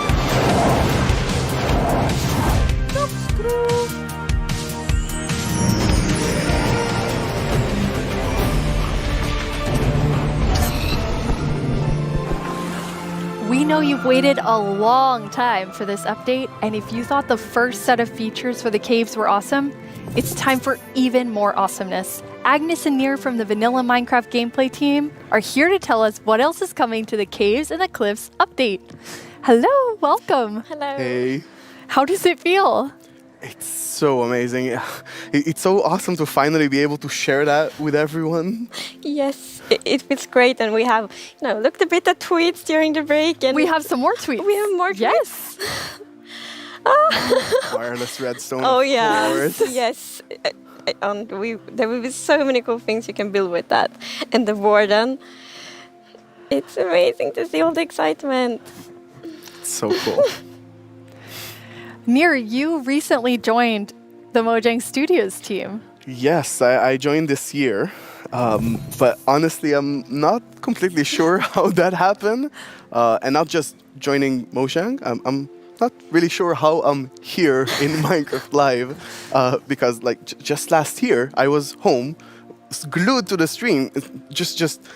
I had to know what the next thing is coming to Minecraft, and today it's not only that I get to share that, I got to work on some of those things, so it's fairly incredible. But yeah, I've been developing games for a few years now, and more recently I've actually worked with this non-profit organization called Games for Peace, which is an amazing organization which basically uses games to promote peace. He takes kids from areas of conflict all around the world and sits them down to play Minecraft. And sometimes it's kids that don't even share a language, so they can't talk. So Minecraft is the language they share. Minecraft is what helps them connect and get to know each other and creates friendships, right? And it was amazing being part of that. It's so cool. I mean, sometimes I feel like, I know all the amazing things that are happening with Minecraft, and then you described that to Agnes and I, and we both were like, we've never heard that, and it's so cool. It's beautiful. Amazing. Absolutely beautiful. So in this update, you've been really looking at filling out the caves even more. Yes, so there are even more things to show. And the things we showed so far, it's a lot about like improving the journey underground. But of course, we also want to add like new things to find, like new resources. And one of them are crystals.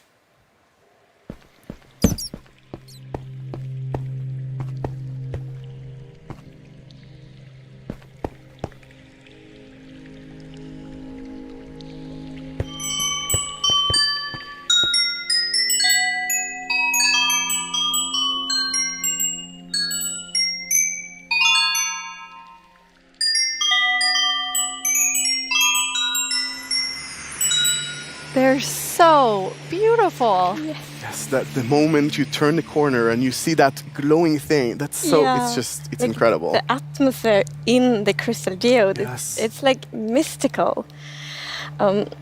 Yeah, they're so pretty. And we were thinking a lot about like what is the purpose for crystals in Minecraft. And one thing is like they should have a use, and we will talk more about one of the usages soon. But the other thing is a lot about just adding a lot to the experience of exploring. And we want them to be quite rare. So when you find them, it's really gonna be like magical, because they're just beautiful. And you know, when you walk on the crystals, you hear these sounds. Yeah, it's just, we talked before about the pillar of underground of Marvel. And I feel they're just the perfect feature for that sort of pillar, right? But you can't just take them with you. Right, so you can break the crystal plant we saw in the video, but they actually grow from a very special block. And that block is unobtainable. It's sort of like you think about spawners, right? You cannot just take it and put it in your base. It makes you go and build farms all around your world. And that also encourages you to create tunnels between them and find out ways of transferring those items from place to place. And I just love those sort of features that really encourage other gameplay in the game. As an explorer myself, I'm very excited about finding all of these. And you mentioned a usefulness to them. Oh, yeah. Yes. So from those crystal plants, you get crystal shards items, and you can actually use them to craft a telescope.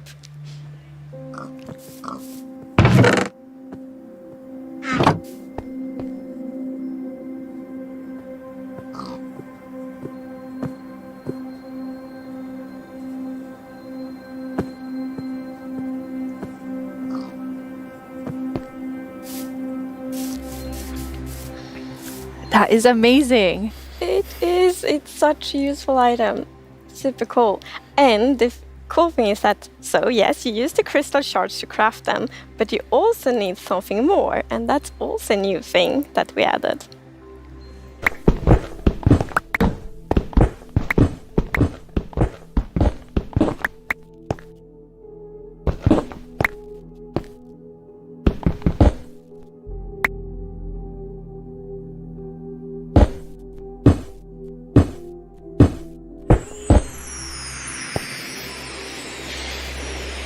Copper. That's amazing. Yes, it's new ore. And you saw the copper ore in the video.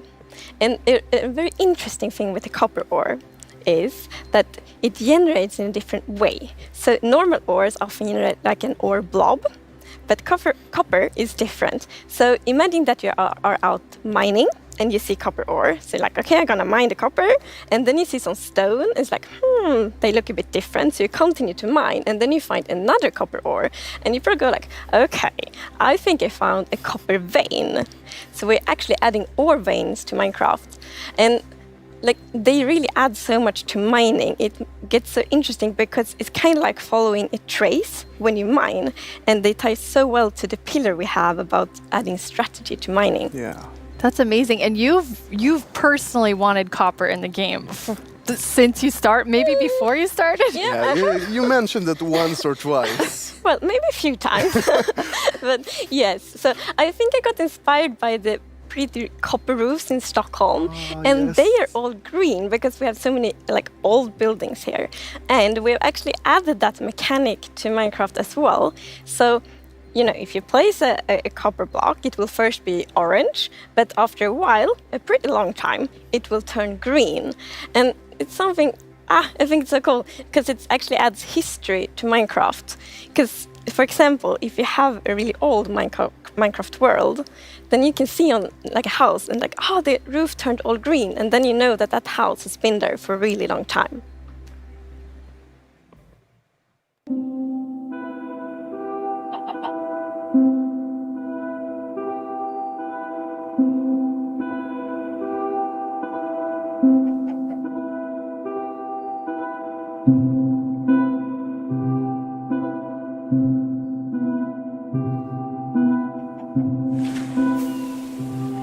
And copper won't only be used for the telescope. You actually have another really cool thing that you'll be able to craft with it. Yeah.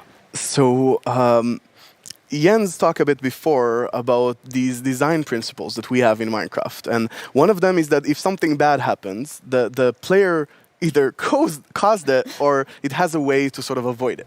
And one of those exceptions, for example, is lightning striking. Now, some people like to build wooden roofs in Minecraft. Some even build wall roofs. Looking at me, Right. it's not at all like the grandest castle in my realm actually has a roof fully built of wool. Yeah, that's not a good idea. No, but we did get some fires. yeah, so to try to help the players with that, we are introducing the lightning rod.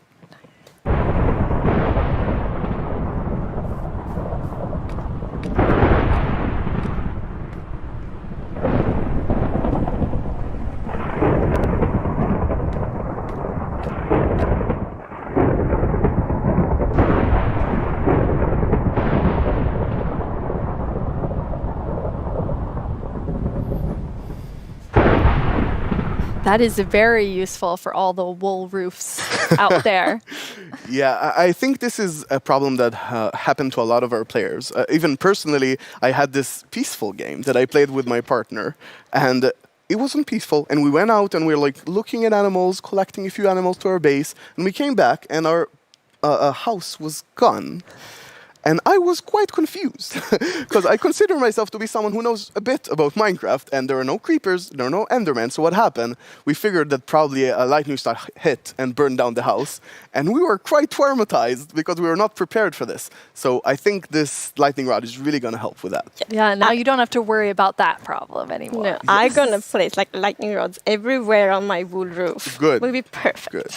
Now, you've introduced a lot of things already, and players already have a lot of trouble with their inventory and the amount of items, but you have an idea for that. Yes. So, as you know, we keep adding new blocks and new items all the time, and that do create a bit of an inventory problem. And we're aware of that, and we have actually been thinking quite a lot how we can solve it, because we want to have like a good gameplay solution, we want it to be balanced, and we actually have an item in this update that will be really helpful, and it's the bundles.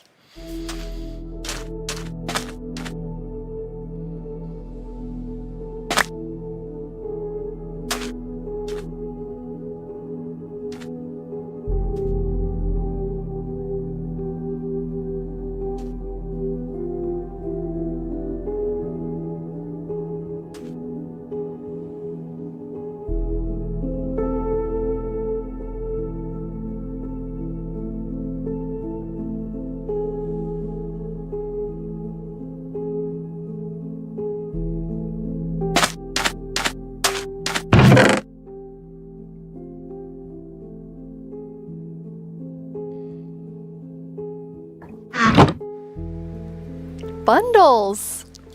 Yeah, this is awesome. It's such an elegant solution as well, and I love it. I think we spend a lot of time talking about the inventory problem, and I think one of the biggest takeaways there was that this is not actually one problem. It's constructed from a lot of sub-problems. For example, hotbar management is one problem. Getting a lot of blocks for your huge build somewhere, that's like something the shulkers help with. But I think there is a third sub-problems where every time you leave your base to go exploring somewhere, your inventory keeps getting full of junk. Like, this lot just has to flowers.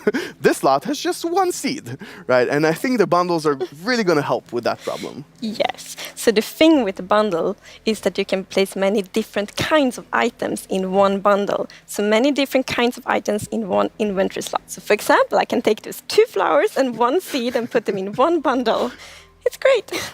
And you can kind of use them like presents too. Oh, yes. I'm so excited about seeing what players do them in like shopping district, right? You can have the bundle of the day, which has a bunch of things with it, or you can have secret bundles where you have 3 of them in a chest, but you get a random one. I think it's really going to be cool. Yes, and for example, if your friend has a birthday, you can put like your prettiest item in the bundle because it looks like a gift wrapper, and then you can give it to your friend. That's so cool. We've talked so much today on the like really game design side, but how do you work on the art side? We actually have a very close collaboration with the art team, and it's great. So my job is basically to get an abstract idea and imagine how it would fit into the Minecraft universe and then start sketching it. So once my sketch is finished, I send everything to the 3D artist that it's gonna model it and animate it to make it alive. My job is to bring sketches to life and make them move in 3D space. To work with a game that has such a special look, it's amazing. It's a challenge, it's fun, it's sometimes frustrating, but it's very rewarding. I love it. I make the pixel art of the blocks, and usually when I create a block texture for a new rock type, it's going to be a lot. Like, I'm going to make 50 iterations of one block because I want to make it right. Every block is like a building block for people's imagination, right? So I try to like pour a lot of love in each block to make sure that people can create what they want. So I think my favorite thing about the Minecraft look is that it's very unexpected, very unconventional, and that's where like the special comes from. Minecraft in terms of game art is special because it has such a unique look and it's very restricted. It has to be 3D pixel art and we can only work within those boundaries. So we have to like think inside the box but also outside the box. I've been working on this exciting new mob. This new mob will be the cutest predator ever existed in Minecraft. This update is incredible. Like, people have been waiting for this for so long, and we're finally gonna do it. I hope that the community is really happy about it. I hope they have a lot of new stuff to play with, and I hope that they are excited to see some concepts as well. It's so lovely when you can think about all of the different jobs within game development. I love seeing the artists and developers. We all, like across the show, there's so many different types of roles that people have.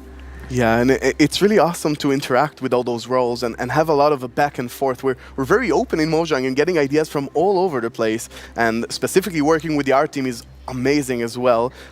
You sort of throw one idea to the air and he draws something and you're like, oh, what is that white thing in your drawing? I didn't even think about it, and it starts so many awesome ideas going. And we even integrated it into our prototype process, and actually I think until I saw those sketches by the art team, I didn't really understand what archaeology in Minecraft even means. Archaeology? Yes, so we're actually adding a new system called the archaeology system. In this system, you're basically going to find these excavation sites all throughout your world.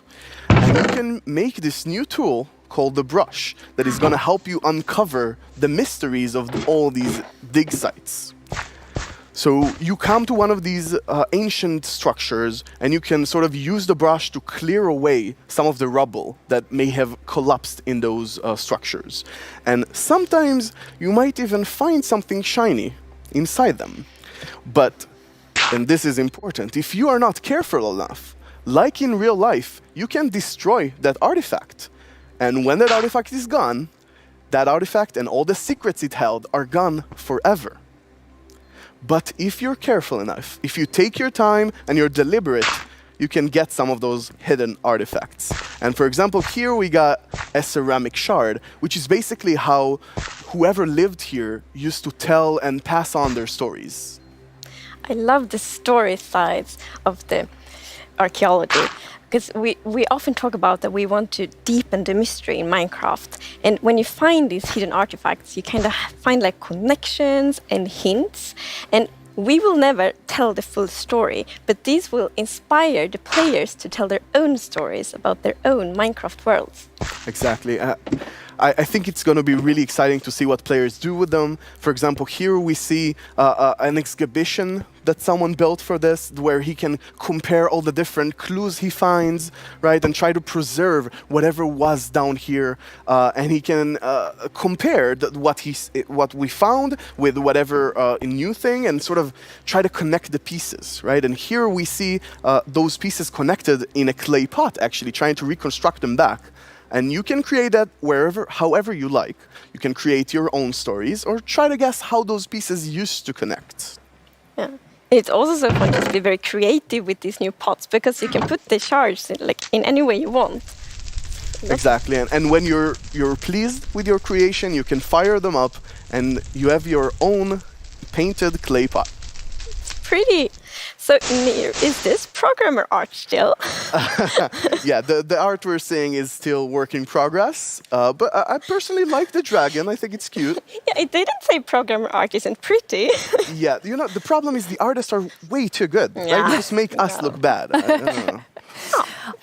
Archaeology is amazing. I mean, the excavation site is so incredible. I'm so excited about this. I've spent a lot of time about it, and I actually got to do a lot of awesome conversations with actual archaeologists from all around the world, and it's been, honestly, I sort of feel like I got so passionate about it myself that their passion sort of stuck to me, and it was so amazing to learn more about this, and I'm really excited to see where it goes from here. And you have a dev diary coming out on our YouTube channel where you kind of explore all of the archaeology even more.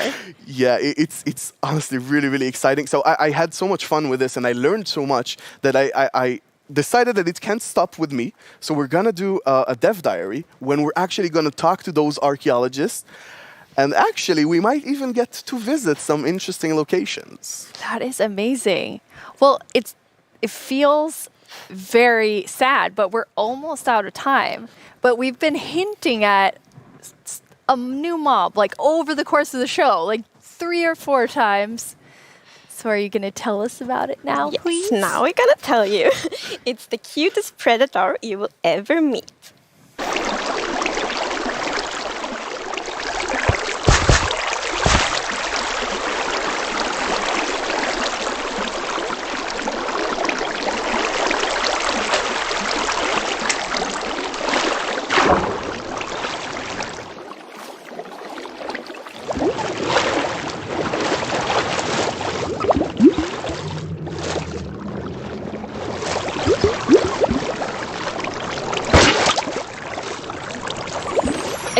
I feel like there's only one sound I can make after seeing that, which is like, so cute. It's so adorable.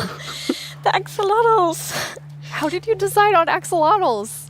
So, when we add a new mob to Minecraft, we really wanted to have like its own unique character. We wanted to have purpose. And it's also a very good thing if it happens to be ugly cute. And the axolotl is perfect. It has all of these things. Well, I guess on the ugly cuteness, it might be quite a big emphasis on the cute side, but still. And we actually had a brainstorm in the team. So we were like, okay, we're going to add goats, but we want to add another animal. And then one of the developers posted like a big picture of an axolotl. And we all went like, yes. Yes, this right now. It's like the definition of ugly cute. It's like made for Minecraft. Perfect. And then we also found out that axolotls are endangered in the real world. And we think it's good to add endangered animals to Minecraft to create awareness around that. So that's also a good thing. Like with the bees? Yes, like with the bees last year, for example. But yeah, so the axolotls, as you saw in the video, they live in the lush caves and they really add a lot of life to the lush caves. And there's also a bucket of axolotl. I didn't think it could get cuter. I know. But that is just so cute. I don't know how to handle it, but it's so cute. So when you're walking around in the lush caves and you see some axolotls, then you can actually scoop them up in your bucket and take them with you. So maybe you build like a pretty aquarium for them in your base, or maybe you bring them to your ocean adventure.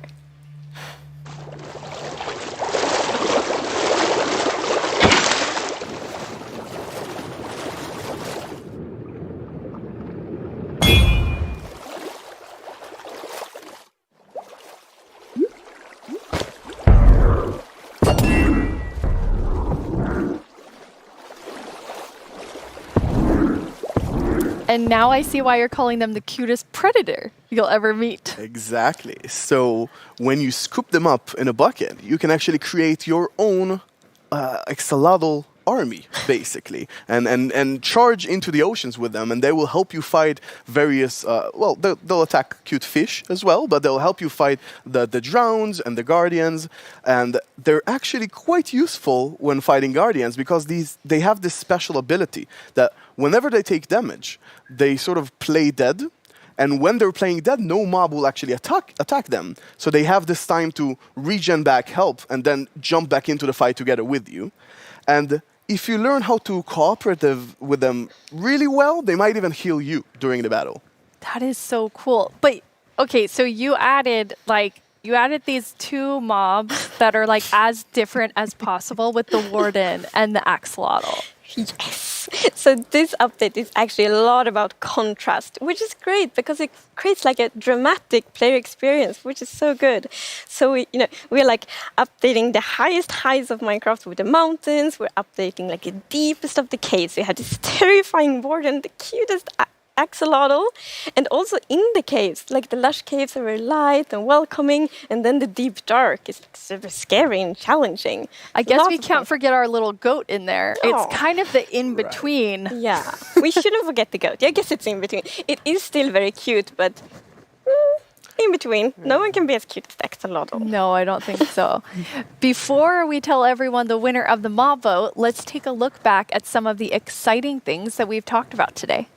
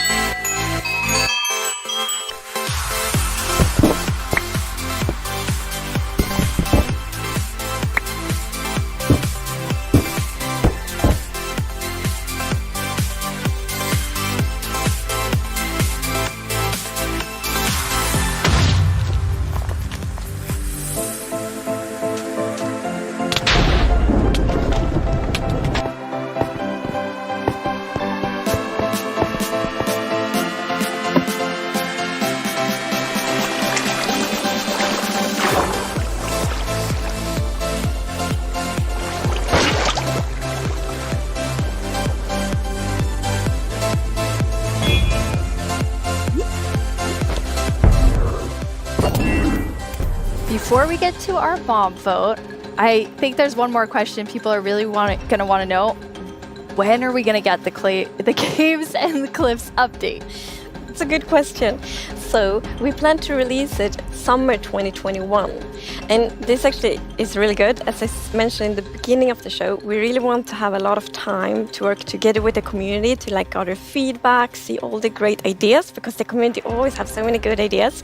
So it feels good that we now have a lot of time to actually work together on this update. Amazing. And the community decided on a new mob that will enter the game. So which one of you gets to do the honors today? So I think Tiny Agnes has been a bit mean this year, so I think you should open it, Nina. You should announce the winner. Yes. Can I look first? Yep. You're gonna know before everyone else? It's the glow squid! Wow. I guess everyone was mesmerized by the glow squid, Yes. not just the tiny ones. No, I wow. was really not expecting that. That is so awesome. Yes, like I didn't expect it at all, but it's great. And glow squids will look so cool in the caves. Like Exactly. the atmosphere. They fit this update Yes. so well. Like it will be, imagine it's just all dark in the caves and then you see the glow squids swimming around. It will be so good. Beautiful. Can they be friends with the axolotls? The axolotls are predators, so I'm not sure. The axolotls might actually attack the Yeah. Oh no. We'll see, we'll see. I'll talk to them. Think about it. Yes. We have committed to a lot of things, so I think we need to get work on all of the things that we've shown in the show. For all of you watching, Minecraft wouldn't be what it is today without all of you. From all of us at Mojang Studios, thank you so much. Bye!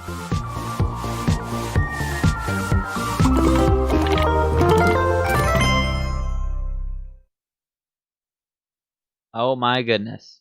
That was so much information. Like, I was watching it the whole time. Like, there's a lot to take in. Yeah, that was a lot of information. I'm so happy the squids got picked. Like, I was on Twitter the whole entire time voting for the squids, and I'm so happy they got picked. The mountains, they're gonna be so cool. Like the new mountain biomes and the cave biomes. I was like, not the cave biomes, and also the big giant caves they showed. I think that's so cool because the caves are kind of small usually, and usually you get these big areas, but they're not that common. But I mean, after seeing that, like ravines were like the only big caves I think. But yeah, hopefully at an update, next update, have they have like big trees or something like bigger trees where it's like more like you're smaller, like it makes you feel smaller. So yeah, but yeah, I think this live stream was a lot of fun watching this. Sadly, I was gonna get everybody to collab with me where we can all do it all together like a bunch of friends, but I was not able to. But I hope you liked the live streams, and yeah, goodbye.